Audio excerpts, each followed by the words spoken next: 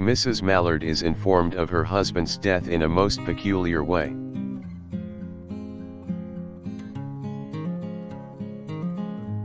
She grieves, but also realizes how a newfound freedom awaits her.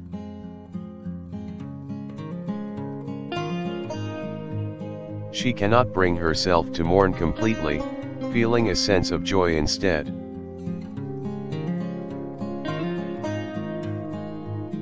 Josephine, her sister, is worried about how her reaction will be.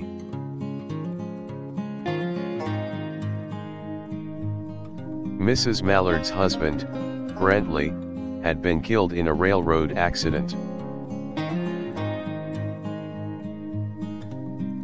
She is comforted by her husband's friend, Richards, and her sister, Josephine.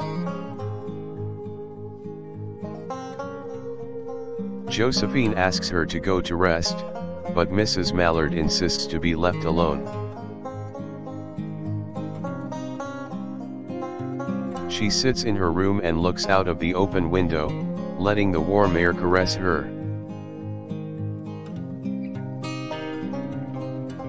Mrs. Mallard experiences a sense of liberation that comes with new hopes and dreams. She begins to nourish the possibilities of what life will be like for her now.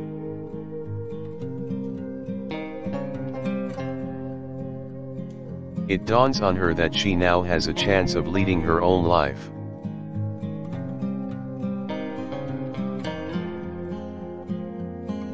She wonders what she would do and the places she would go to.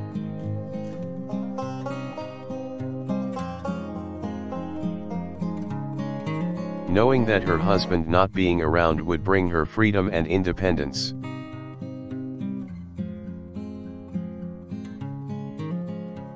Mrs. Mallard gradually finds joy in the thought of her newfound freedom.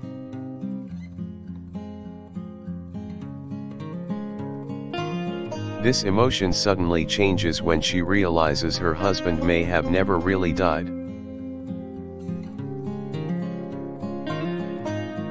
Fuller of worry and expectation, Mrs. Mallard decides to face her emotions. She begins to wonder how it would be like if he came back alive.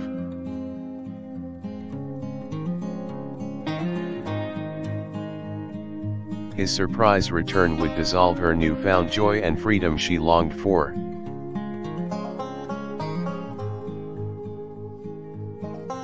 But quickly does not give his resurrection much thought and goes back to her fantasies.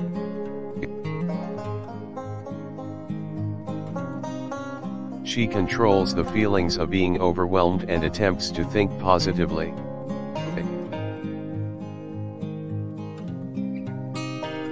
Mrs. Mallard dreams of being light and free while envisioning a new life.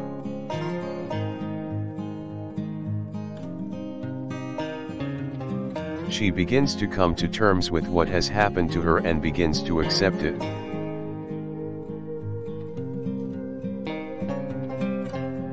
Her body relaxes and her eyes calm down to reflect the joy and even peace she feels.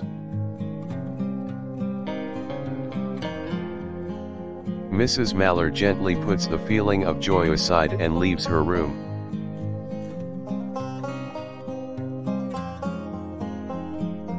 She immediately starts to meet life with gladness and freedom, like a bird who has been freed from its cage.